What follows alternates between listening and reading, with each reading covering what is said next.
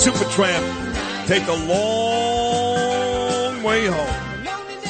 Devorah Halberstam is really a legendary figure in the Jewish community. I don't know if she knows that. She's been through tragedy. She's joining me right here on Sid and Friends in the morning. Good morning, Devorah. How are you? Good morning to you, Sid. How are you? I'm great. Thank you very much for putting me with Yossi and the Bibas family. I thought it went very well here. There's been two different Israeli newspapers that have done stories on it since. I'm not sure it'll get done what we want to get done, but I know that he appreciated it, the family appreciated it, so thank you very much. I want to thank you very much for having them on. You never know where this leads to, and we have to keep pushing this as much as we can and never forget these hostages. And they're all alive, every single one of them. We need to think that they're all alive.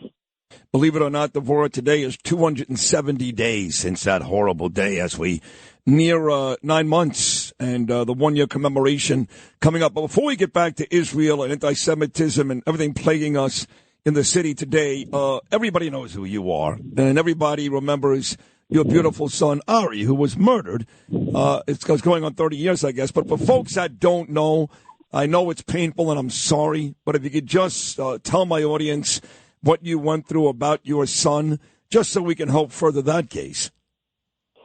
So on March 1st, 1994, at 5:30 in the morning, my son, together with 14 other yeshiva students, followed in a motorcade to the hospital of the Grand Rabbi Schneerson of the Chabad movement, who was having surgery in the Eye and Ear Hospital in Manhattan.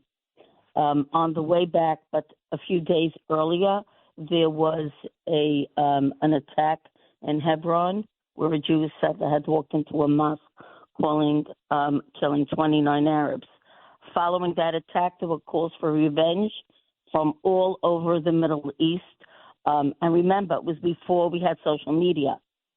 So, whoever was paying attention to it knew about it. It wasn't the way we have it today. Today you press a button, right, and within seconds. Right. So I'm curious. So you're right. So 30 years ago, that wasn't the case. But with that said, did you and your son Ari know about it? Well, of course, we knew about it here in 1PP, which is the NYPD. Also, were aware that there could be a revenge attack right here in New York City. So on the way back, they had put a detail in front of 770. Following the attack in Israel, and a detail following the Rebbe's vehicle. And they were told by the people who were going to go to the hospital with the rabbi not to follow directly behind for security reasons, which they did not. And there were several cars that went along. On the way back on the return trip, they left at about 9:45 in the morning. And they all took the FDR Drive going southbound, and the Rebbe's vehicle nobody knew which route he would take, took the last exit out of Manhattan, which was the Brooklyn Battery Tunnel. The boys were running a few minutes behind and were not following directly behind. The Rebbe decided to take the Brooklyn Bridge. On the entrance to the Brooklyn Bridge, which is a 180-degree ramp until you get on the bridge, and today is called the Ari Halberstam Memorial Ramp. Yes. Rashid Baz was following the Rebbe, couldn't get into the tunnel because of the detail behind the Rebbe that closed off the tunnel, swung up around, met the boys on the tip of the Brooklyn Bridge. And when he was asked in his video confession, did you see who was in the van? And he said, yes, Hasids. And they were on top of each other, meaning the van was packed. He began shooting at the van first with his Uzi machine gun, followed by his Glock pistol. He had a street sweeper fully loaded with ammunition and shot up the van, first from the passenger side with over 40 rounds of ammunition. Jeez. With the intent of murdering every single boy on that van. And how many boys were killed in that van? Ari, thank God. Ari was, thank God, and it was my son. Ari was the only one who died from his wounds. There were 3 other boys I'm sorry. that were wounded. Sorry. Left with long-term effects of it, brain damage. Yeah. 2 other boys one had to have immediate surgery on his buttocks, and because he was shot with the Glock pistol, and Ari was shot with the Uzi machine gun, which was set on automatic, and he was brain dead. He lived for 5 days, but he died, and the boy in front of him was also shot with the Uzi machine gun, and the 4th boy had shrapnel, which was the glass that was shot in from the windows. And, of course, the other boys were emotionally scarred forever. And Ari was, Devorah, he was 21, is that right? No. He was 16 years old. How old? 16 years old. He was only 16, that's right. I stand corrected. Yeah, he was a baby. He was 6 feet tall. He had blue eyes. He was very handsome. Yes, very handsome. Yes, he was. Yes. And he wore a size 13 and a half sneaker.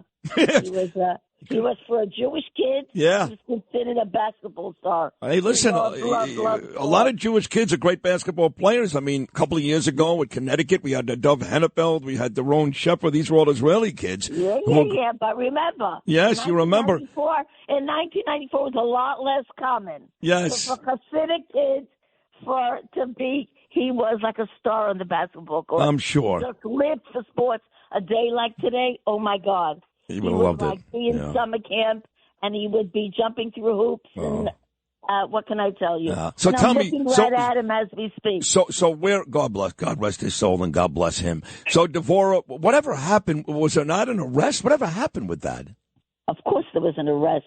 Rashid Baz received 141 years in jail for his murder on Ari and his attempted murder on each and every other boy in the van. Ultimately, he's been through many different prisons. He died in prison about a year ago. 2 other people who were accessories after the fact and hindering prosecution. There were 2 Jordanian nationals, one who hid the weapons, the other one who was a livery cab driver. He was who owned the livery cab that he drove. I followed them through the immigration process, got them deported out of this country back to Jordan. So So when you and I spoke last week, the guy was arrested. He already died in prison. You did your great job as a great mom. You had these guys deported. But when I spoke to you last week, you seemed very disappointed, if not angry, with something about this case. Was it the State Department? What was it? No. First of all, the case was immediately treated as road rage and a random act of violence. Not a hate crime. First of all, hate crimes were not in effect back in 1994. Oh, come on. All those came into play about 20 years ago, both hate crimes and crimes of terrorism. Following that event, so imagine this was the worst to date in New York City's history. The worst anti-Semitic case that was treated as road rage, and followed by, again, road rage, random act of violence. I went up against the United States Department of Justice, fought the FBI for close to 7 years. They reclassified it as terrorism. Oh, thank God! I mean, what kind of who drives around with an Uzi machine gun getting ready for road rage? That's ridiculous. Now the question is, what is the state of mind of this country? Don't forget this preceded 9/11, so that led up. I became one of the lone voices screaming out about terrorism before 9/11 happened. Sadly, our country was in a state of terrorism was on nobody's radar screen back then. Nevertheless, so we followed the case after it was, but many things were not addressed. The civil rights violations on every single one of these boys on the van to date have never been addressed by our government. To date, my son's case and the case of the Brooklyn Bridge shooting is classified. Now, why is that? I mean, they even unclassified the Kennedy stuff. There you go, Sid. You said it. That's exactly the point. 30 years later, it's still denied. And well, what are they hiding? Why is that? What are they hiding? Well, you need to ask them that. They won't answer those questions. Jeez. And they told me they will never, ever expose it because there are many scenarios that could be. I'm not going there. They have a lot to answer for. And sadly, I wouldn't say this case. I'm not into conspiracy theories, but nevertheless, this was the early years of terrorism as we know it today. And it took many years to expose it. I wrote the New York State laws of terrorism. I was appointed to the first commission, and you mentioned Jeff Wiesenfeld. He was actually there those days.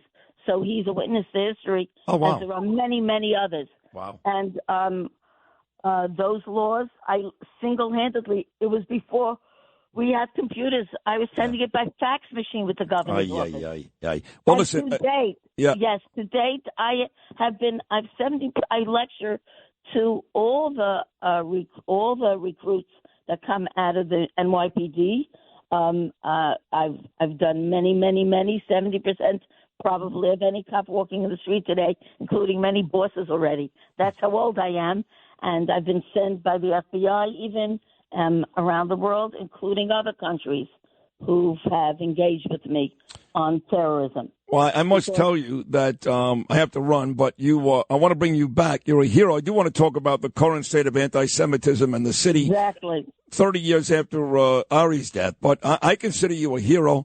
Your courage is immense.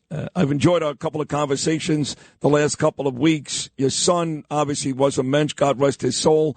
And we will talk again very, very soon on this show about the current state of New York. But I'm glad you gave my listeners a chance to hear about your story because it's an important story. And the work that you did, Devorah, in the last 30 years to try to, of course, stop these things from happening in the future and make sure that your son's life, everybody knows about it, which we all do now. So we love you. Thank you very much. We'll talk again very soon, I promise. Thank you. Happy 4th of July and enjoy your vacation. You too. The Catskills. Thank you, Devorah. I also spend my summers there with the kids. Of course. So hold on. How many kids do you have, Devorah? Not enough. God bless you. Have a nice 4th of July. We'll talk next week, okay? You too. Take care. God Bye-bye bless you. now. All right.